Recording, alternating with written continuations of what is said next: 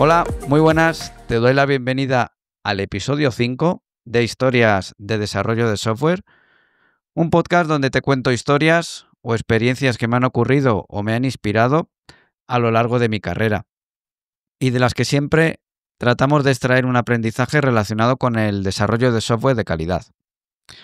Hoy no te voy a hablar de una historia ni de una anécdota. Hoy te voy a hablar de un modelo mental. Y es un modelo mental muy interesante que te va a ayudar a entender ciertas cosas. Alguna de ellas es, por ejemplo, la importancia que tiene no olvidarse de mantener el código de tu proyecto en un estado saludable de forma constante. Mira, te cuento.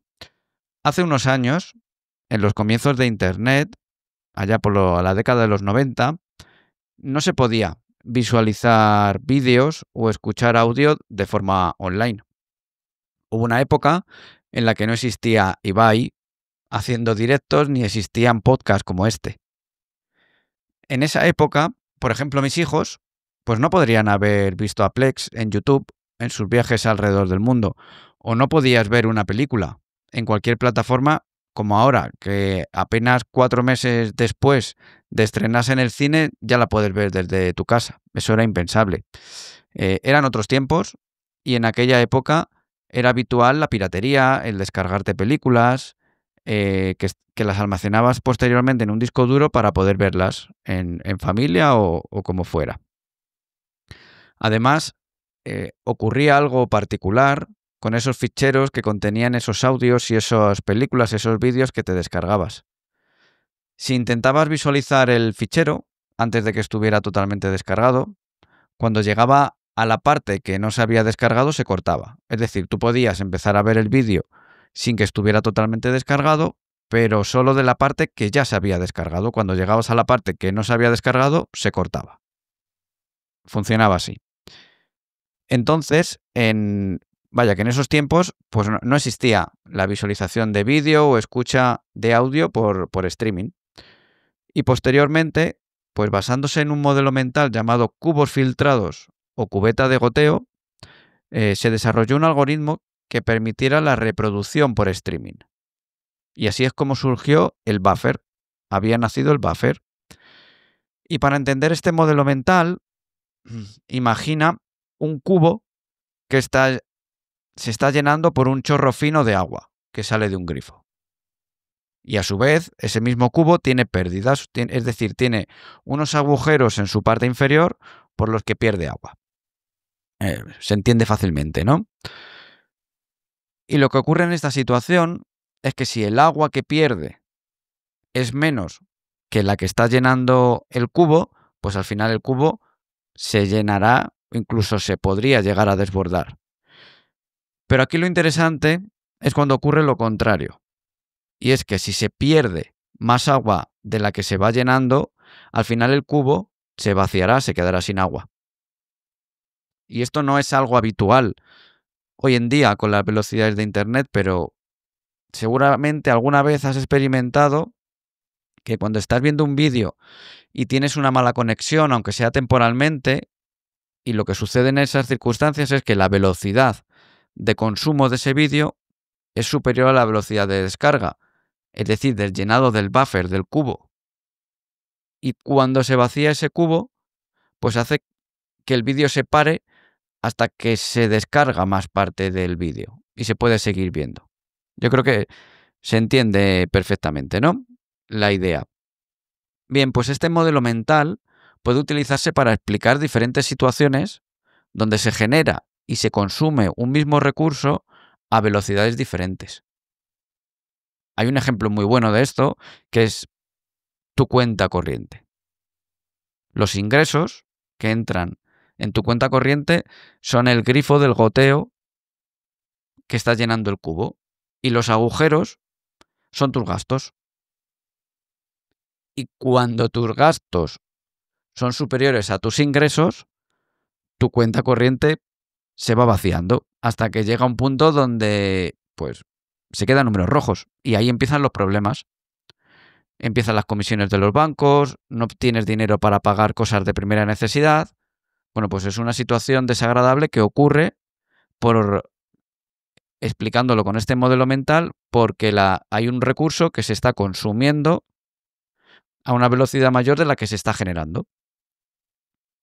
Bien, pues este modelo mental, con estos ejemplos, tal y como te los estoy contando en este episodio, a veces he tenido que explicarlos en alguna reunión. Y lo he tenido que utilizar para explicar cómo funciona la calidad del código en un proyecto, que es exactamente así. Y se lo he explicado tanto a project manager como a desarrolladores.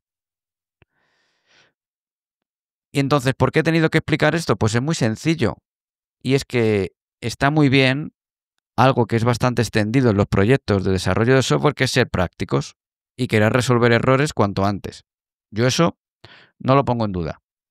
Y si el código, esto que se escucha mucho también, del código bueno es el que está en producción y funciona, de acuerdo.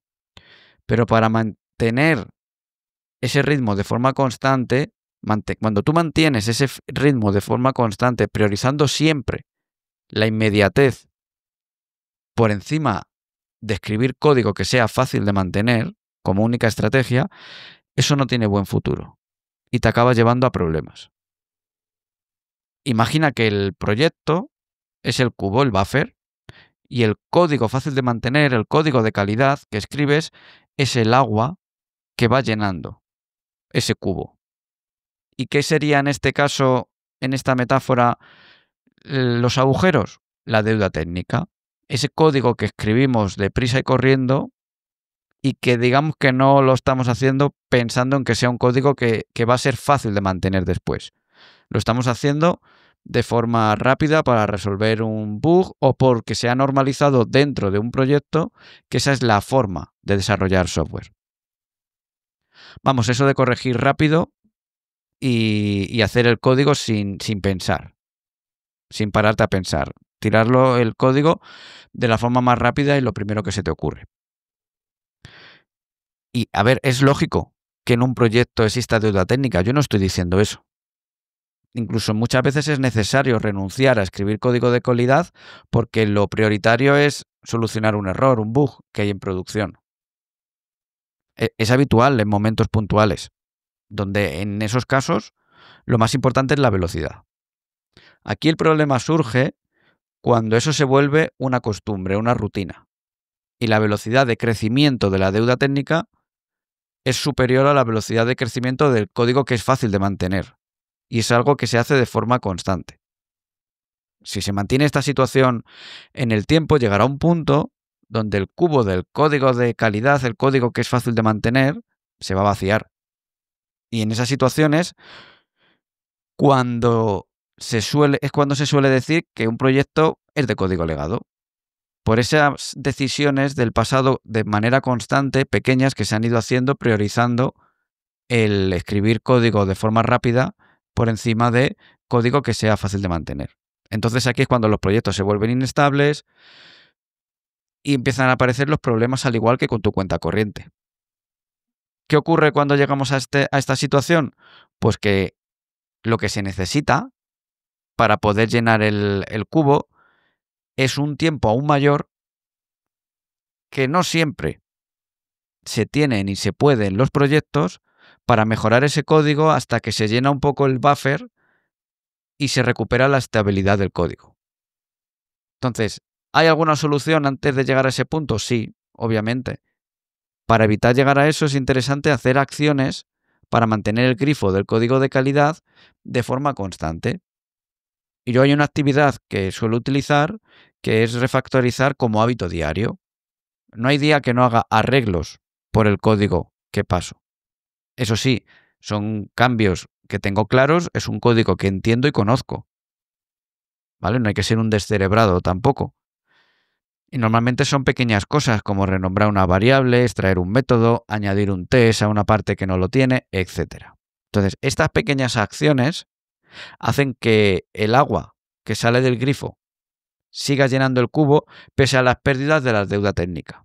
¿Vale? Esto es un complemento que se puede hacer.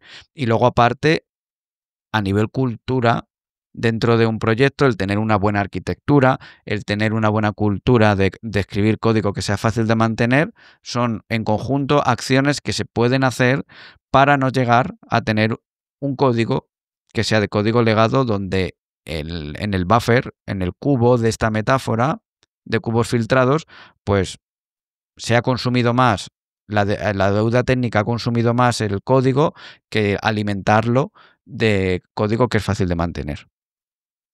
Bueno, pues hasta aquí este episodio, un episodio donde espero que a través del modelo mental de cubos filtrados o cubeta de goteo se haya entendido bien la importancia de mantener el hilo del código de calidad de forma constante para evitar que los agujeros de la deuda técnica acaben por vaciar el cubo, apareciendo así el código legado y sus problemas.